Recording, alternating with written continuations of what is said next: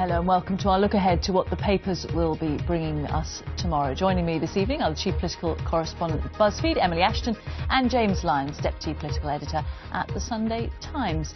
So let's have a look through initially all of the front pages. You can imagine one story very much dominating the Financial Times, picturing French mountain rescue workers at the scene of today's plane crash. The Metro also has that story on the front page, a big picture and questioning why the jet might have plunged from the sky. All 150 people on board cleared dead. Picture of the wreckage scattered across the French mountainside. That's on the front of the Telegraph. It's a sight the German Foreign Minister has described as a picture of horror. The Guardian, they have that shot there of one of the rescue helicopters flying over the Alps in a hunt for clues. The Daily Express making the point there was no SOS call from the plane. It took just 8 minutes to plunge into the mountains. According to the Times, some pilots are starting to boycott Airbus planes as investigators struggle to explain just what happened today. And there, the Sun, they have a picture of one of the grieving relatives from the flight. At least 16 school children and 2 babies are thought to be among those killed. So let's start, and the Sun, Emily, is where we begin. That picture of a tearful relative and this huge headline, 8 minutes of terror. Really, it all seemed to happen so fast and so many questions. Yes, and I think the main question is what was happening during those 8 minutes for no distress call to be issued. You know, it was cruising at 38,000 foot, this Airbus A320. And then began this kind of rapid descent for 8 minutes, and we didn't hear anything from the crew. So what exactly was happening during that time? And now that there's a black box recorder that has been found, and that's being analysed. I think there's another recorder that they're looking for, but it must just be agonising to kind of think, well, what was happening to people on board while that was happening? And clearly, we're getting a sense from these pictures as well, James, what a difficult search it's going to be because of the terrain that this plane is because of the terrain, because of the extent to which the aircraft appears to have been broken up. I mean, we were talking earlier on about some of the eyewitness accounts of you know, how the plane just seems to have almost disappeared across the mountainside. And the Sun here reporting tonight as well that, you know, as we were saying earlier on, at least one Briton now feared dead amongst all the other tragic cases. And that as well, bringing this tragedy close to home. We get very anxious, these kind of stories. People are genuinely wanting to know what's happened, what does this mean, are there implications for when I travel? And this one particularly, because it's in Europe, will raise those questions. That's it, you know, it is close to home, and it does make you think about your own holidays and going to Europe. And the fact that 16 of these people on board were on this exchange trip from Spain, from Germany, going to Spain. They were just coming home afterwards, and you know, a lot of people, a lot of British readers will be thinking, well, my family, my children have been on an exchange trip, and it does bring all these things closer to home. James, the Times has taken a different angle, and they've got this story about the reaction of some pilots to what's happened. What have they been uncovering? I mean, there are lots of details that are sort of coming out now, and one of them is that this plane had actually been grounded only sort of 24 hours before the flight, and the Times are revealing that pilots have been boycotting similar Airbus planes.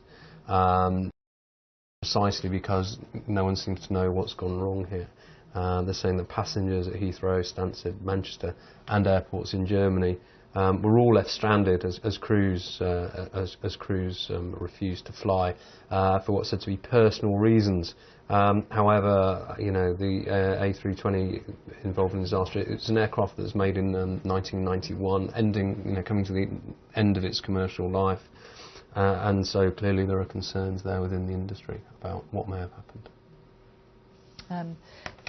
Just one piece of advice actually coming in from our transport correspondent Richard Westcott, saying that he has, in response to this Times story about an apparent boycott of Airbus planes, he's spoken to the pilots union. He says he's asked them about it. They say they don't believe this is the case. They've no reports of British pilots taking any such boycott steps. They may mean German airline pilots at British airports, but BALPA haven't heard anything from this. They're obviously looking into that. So some doubt cast on quite where that story has come from and which pilots it concerns. Just a little health warning on that story from our correspondent.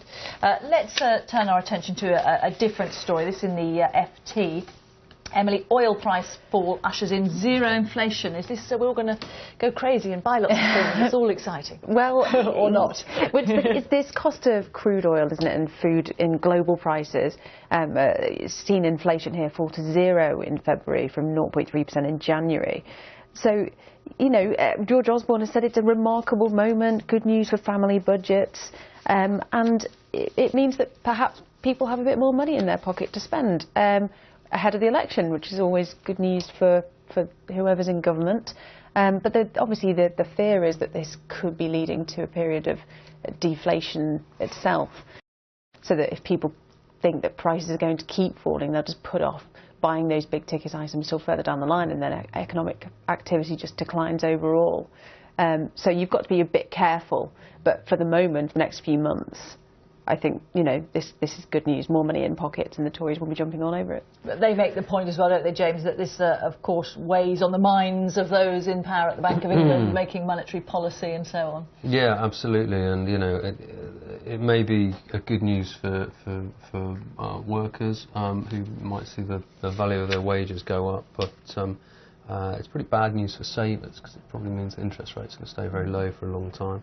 And also the FT here is quoting pollsters saying that you know, it may all have come too late for George Osborne, who, you know, is understandably keen to make hay with it, but we're not very far away from the election now, and if people are only just beginning to see a recovery in their wages, then I'm sure they'll be very grateful for that, but that may not translate into votes.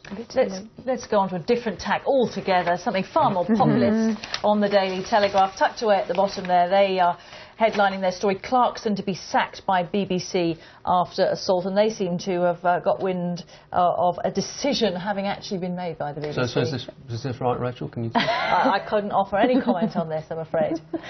Well, obviously this is a story that's been bubbling around for a while. We didn't quite know what the outcome has been, but a couple of Top Gear programmes have been taken off the air already. But yes, the Telegraph have this report that Clarkson is to be sacked as Top Gear presenter after a BBC investigation concluded that he did attack a producer on the programme.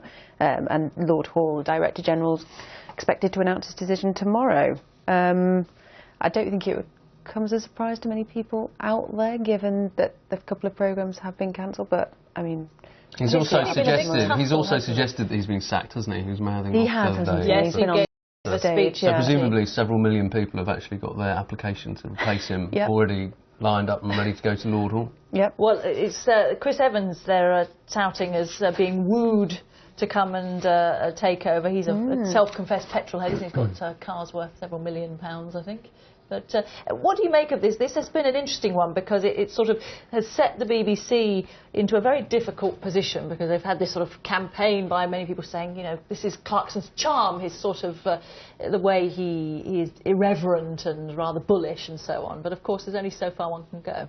Yeah, and you know, no one would go around condoning punching work colleagues, but you know, you've got to bear in mind it's an incredibly popular presenter, makes an awful lot of money for the BBC, probably you know, provides entertainment to groups that wouldn't necessarily be catered for so much in some of the other BBC's other output. So you know, they're licence fee payers, and they